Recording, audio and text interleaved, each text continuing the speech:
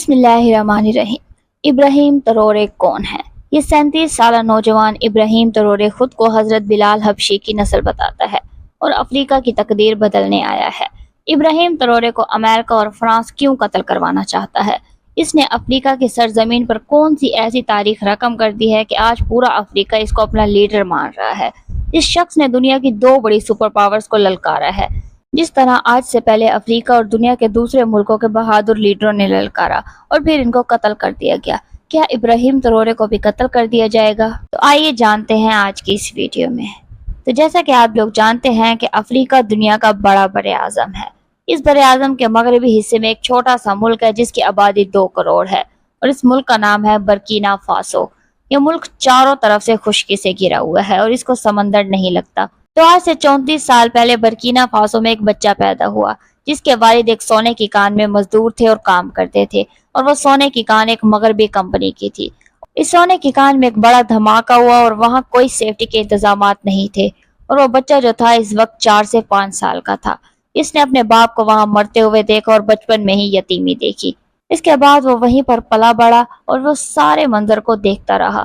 وہ یہ دیکھتا رہا کہ دنیا کا امیر ترین خطہ ہے جس میں دنیا کے غریب ترین لوگ رہتے ہیں، اور دنیا کے سارے وسائل وہاں موجود ہیں، مگر ان کے پاس کھانے کو روٹی بھی موجود نہیں ہے۔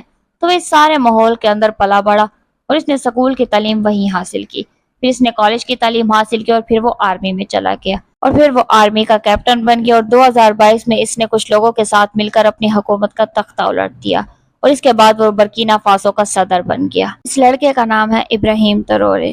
تو ابراہیم ترورے ایک مسلمان حکمران ہیں برکینا فاسو کے۔ تو کیپٹن بننے کے بعد اس نے اپنے ملک کی عوام اور ملک کے بیش قیمتی ذخائر پر ہونے والے ظلم کو نوٹ کیا اور فرانس اور امریکہ کی آنکھوں میں آنکھیں ڈال کر للکار دیا۔ دراصل برکینا فاسو فرانس سے ہی آزاد ہونے والا ملک ہے۔ اس ملک نے فرانس سے آزادی تو حاصل کر لی، مگر ہمیشہ فرانس نے اس کو اپنا غلام بنا کر رکھا، کیونکہ فرانس نے اپنے ہی لوگوں کو اس ملک کا حکمران بنا دیا۔ فرانس نے اپنے دور میں یہاں سے اتنا سونا نکالا کہ جس کا آج تک کوئی اندازہ نہ لگا سکا۔ یہاں کے لوگوں سے جبرن کام کروایا جاتا تھا اور بدلے میں 2 وقت کی روٹی دی جاتی تھی۔ افریقہ ایک نوجوان لوگوں کا ملک ہے۔ امریکہ اور یورپ کبھی بھی یہ نہیں چاہتے کہ افریقی سر اٹھائیں۔ اگر انہوں نے سر اٹھا لیا تو کوئی بھی ان کا سامنا نہیں کر پائے گا۔ یہ لوگ بھوک اور پیاس میں خود کو اتنا مضبوط کر چکے ہیں کہ سوائے موت کے ان کو کوئی نہیں ہرا سکتا۔ ابراہیم ترورے نے اقتدار سنبھالتے ہی امریکی اور فرانسیسی کمپنیوں کے خلاف ایکشن لیا اور آہستہ آہستہ ان کو ملک سے نکالنے کا کام شروع کر دیا، جنہوں نے لوٹ لوٹ کر برکینا فاسو کو کھوکھلا کر دیا تھا۔ مگر آج بھی برکینا فاسو افریقہ کا 4تھا سب سے زیادہ سونا پیدا کرنے والا ملک ہے، اور دنیا کے تقریباً نصف مسلمان صرف براعظم افریقہ میں رہتے ہیں۔ تو جب ابراہیم ترورے نے اقتدار سنبھالا تو انہوں نے اپنے لوگوں سے وعدے کیے اور اپنے لوگوں کو خواب دکھائے۔ نہ صرف لوگوں کو خواب دکھائے بلکہ 3 سال کے اندر اندر خوابوں کی تعبیر دکھانی شروع کر دی۔ انہوں نے سب سے بڑا فیصلہ یہ کیا کہ یہاں جتنی بھی سونے کی کانیں ہوں گی وہ ساری کی ساری حکومت نیشنلائز کر لے گی۔ اس پر ظاہر ہے تمام کمپنیوں نے بہت شور مچایا، لیکن انہوں نے اپنے عوام کی مدد سے یہ فیصلہ کیا کہ جتنی کمپنیاں ہیں اب یہ ساری جو کانیں ہیں وہ برکینا فاسو کی ملکیت ہوں گی۔ ان کے وسائل ان کی عوام استعمال کرے گی۔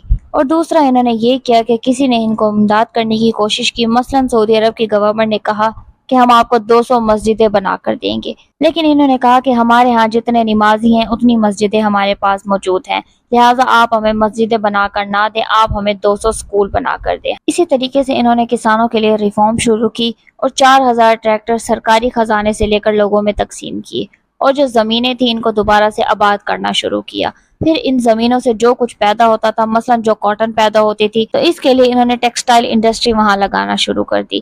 اسی طرح کاجو بہت پیدا ہوتا ہے، بادام وہاں پر بہت زیادہ پیدا ہوتے ہیں، تو کاجو اور بادام جو ہیں ان کو وہیں پر پروسیس کر کے ان کو پیک کرنے کی فیکٹری وہاں لگائی، اور وہ جو تمام نوجوان ہیں جو بے روزگار پھرتے تھے ان سب کو جاب دینی شروع کر دی۔ اس کے علاوہ انہوں نے ایک ہاؤسنگ پروجیکٹ بنائے۔ انہوں نے کہا کہ ہر برکینا فاسو کے شہری کا حق ہے کہ اس کے پاس ایک گھر ہو جس میں وہ عزت سے رہ سکے، اور یہ گھر ان کو حکومت پرووائڈ کرے گی۔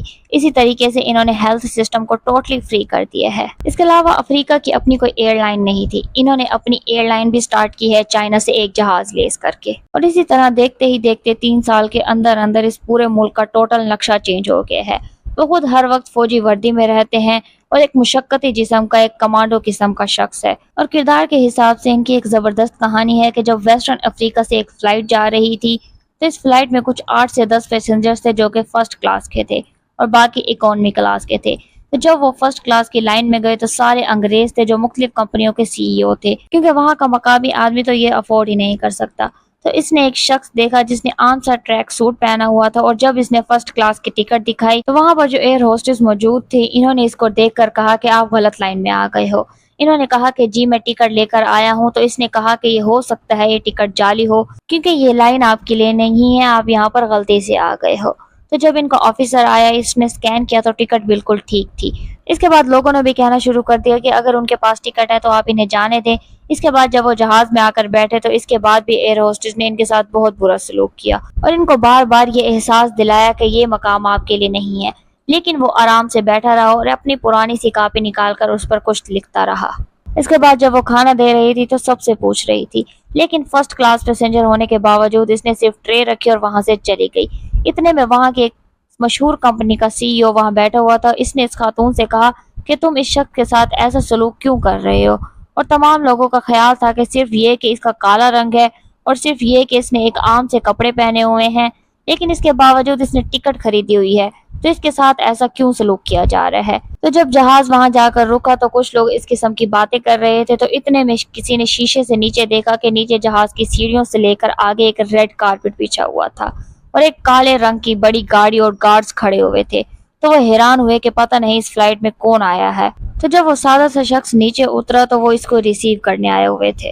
پھر بعد میں اس ایئر ہوسٹس کو وہاں سے نکال دیا گیا، لیکن کچھ عرصے بعد صدر کے پاس ایک لیٹر آیا اسی ایئر ہوسٹس کا، جس پہ یہ لکھا تھا کہ آپ کے رویے نے میری زندگی بدل دی ہے۔ تو اللہ تعالیٰ نے اس کو زبردست بولنے کی طاقت دی ہے اور وہ انگریزی زبردست بولتا ہے اور بہت ہی ایماندار صدر ہے برکینا فاسو کا۔ اور اس نے نہ صرف یہی کچھ کیا بلکہ اس نے باقی افریقی ملکوں کو، خاص طور پر سہیلی علاقے جو ہیں، سہیلی علاقے میں 4 5 6 ملک آتے ہیں، ان علاقوں کو اکٹھا کیا اور انہوں نے کہا کہ دیکھو میں مثال ہوں، آپ افریقہ کو آزاد کرو، افریقہ کے اندر ان سب کو نکالو اور نکال کے اس کے ذخائر کو اپنے ملک کے لیے استعمال کرو۔ تو ان میں کئی کمپنیاں امریکن کمپنیاں بھی ہیں۔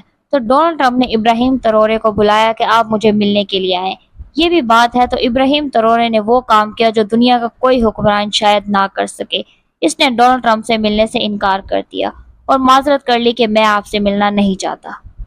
اس پر ڈونلڈ ٹرمپ صاحب ناراض ہو گئے اور انہوں نے کہا کہ افریقہ کے قریبی ملکوں کی جو فوج ہے وہ ابراہیم ترورے کو اریسٹ کرے اور ہمارے پاس بھیج دے، کیونکہ یہ جتنا وہاں گولڈ ہے وہ سب چیزیں ہماری ہیں، کیونکہ وہ کمپنیاں ہماری تھی۔ اس پر ابراہیم ترورے نے کہا کہ اگر آپ نے اس طرح کی کوئی بات کی تو پورا افریقہ امریکہ کے خلاف جنگ لڑے گا۔ تو اتنی دلیری کے ساتھ اس نے بات کی ہے، ورنہ امریکہ کے صدر کو کون ایسے کہہ سکتا ہے۔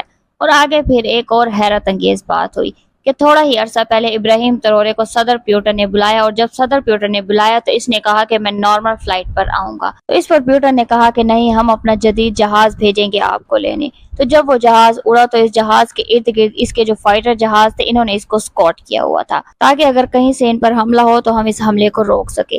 اس کے بعد وہ ماسکو پہنچے اور ماسکو میں ان کا اتنا شاندار استقبال ہوا، اتنا بڑا استقبال ہوا کہ ایسا کسی حکمران کا استقبال نہیں ہوا۔ تو یہ ایک زبردست الارمین قسم کی بات ہے انٹرنیشنل سیاست کے اندر۔ تو چائنا اور رشیا ابراہیم ترورے کو کھل کر سپورٹ کر رہے ہیں۔ اس کی کئی وجوہات ہو سکتی ہیں۔ ایک تو یہ کہ ابراہیم ترورے نے اقتدار میں آ کر فرانس اور مغربی طاقتوں کی موجودگی کو چیلنج کیا اور کئی فرانسیسی فوجی اڈے بند کیے۔ چین اور روس دونوں ممالک مغرب کے اثر کو کم کرنا چاہتے ہیں، اس لیے وہ ترورے کی حمایت کر رہے ہیں تاکہ ایک مغرب مخالف بلاک مضبوط ہو۔ اور دوسرا یہ کہ جیسے کہ ہم نے آپ کو پہلے بتایا کہ برکینا فاسو سونا، تانبا، زنک اور دیگر معدنی وسائل سے مالا مال ہے، تو چین ان وسائل میں سرمایہ کاری اور رسائی چاہتا ہے۔ روس بھی افریقہ میں قدرتی وسائل حاصل کرنے کے لیے عسکری اور سیاسی اتحاد بنانا چاہتا ہے۔ اس کی ایک اور وجہ بھی ہے کہ روسی ویگنر گروپ افریقی ممالک میں کئی جگہوں پر کام کر رہے ہیں۔ برکینا فاسو میں بھی یہ گروپ سیکیورٹی، تربیت اور انسداد دہشت گردی کے نام پر موجود ہے اور حکومت کو سہارا دے رہا ہے۔ تو روس اور چین کی حمایت ایک عملی اتحاد ہے جو نہ صرف اقتصادی بلکہ سیاسی اور فوجی مفادات پر بھی مبنی ہے۔ یہ تینوں قوتیں یعنی ابراہیم ترورے، روس اور چین نو آبادیاتی طاقتوں کی مزاحمت اور نئے عالمی طاقت کے توازن کی تعمیر میں دلچسپی رکھتے ہیں۔ اور یہ ایسا لگ رہا ہے کہ اب جس طرح چائنا اور رشیا بیدار ہو رہے ہیں، آگے بڑھ رہے ہیں، ترقی کر رہے ہیں، اب ویسٹرن پاورز جو ہیں ان کے سامنے چھوٹی اور کمزور نظر آنا شروع ہو گئی ہیں۔ اسی طریقے سے افریقہ جس کے اوپر ساری تسلطی قوتوں نے قبضہ کیا ہوا تھا وہ بھی اب جاگ رہا ہے اور یہ ابراہیم ترورے کی قیادت میں ہے اور وہ صرف 34 سال کا ایک نوجوان ہے. اور اگر آپ اس کی تقریر سنیں گے تو آپ حیران ہو جائیں کہ یہ کتنی زبردست لیڈرشپ کوالٹیز ہیں اس کے اندر. ابھی کے لیے اتنا ہی. اگر اس سے ریلیٹڈ کوئی بھی اپڈیٹ آتی ہے تو ہم آپ کے لیے اپڈیٹڈ ویڈیو ضرور بنائیں گے. اگر آپ کو ہمارا ویڈیو انفارمیٹیو لگا ہو تو ویڈیو کو لائک کریں، شیئر کریں، چینل کو سبسکرائب کریں اور بیل آئیکن دبائیں تاکہ اسی طرح کی انفارمیٹیو ویڈیوز آپ تک بر وقت پہنچتی رہے. اپنا خیال رکھیے گا. اللہ حافظ.